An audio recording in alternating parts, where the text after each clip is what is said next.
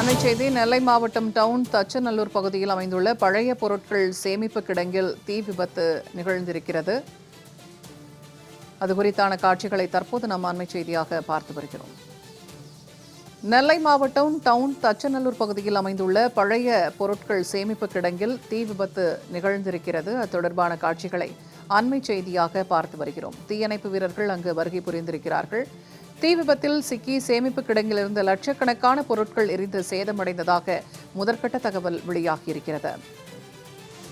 கூடுதல் தகவல்களை தருகிறார் செய்தியாளர் செல்வராஜ். செல்வராஜ், இப்ப இந்த தீ விபத்து எப்படி நிகழ்ந்தது? தீ கட்டுக்குள் கொண்டு வரப்பட்டிருக்கிறதா? சேதம் அதிகமாக இருப்பதாக சொல்லப்படுகிறது.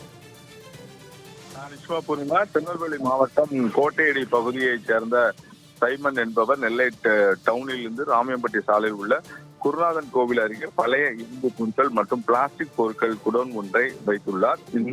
இன்று காலையில் வழக்கமாக அங்கிருந்த பணியாளர்கள் தங்கள் பணிகளை மேற்கொண்டிருந்தார்கள். திடீரென அந்த பகுதியிலிருந்து ஒரு கரும் புகை வந்ததை கண்டு பணியாளர்கள் அதிர்ச்சி அடைந்தனர்.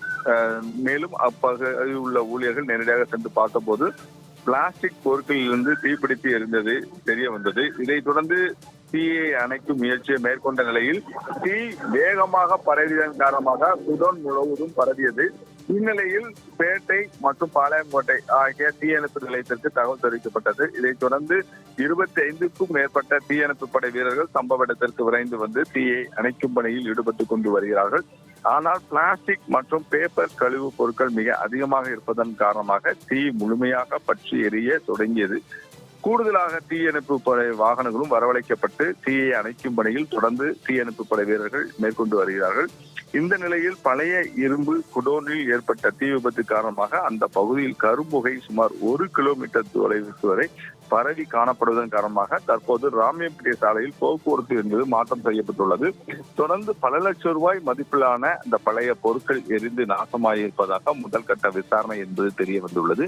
இது தொடர்பாக திருநெல்வேலி டவுன் காவல் நிலையத்தில் வழக்கு பதிவு செய்து தொடர்ந்து விசாரணை மேற்கொள்ளப்பட்டு வருகிறது. பூர்ணிமா,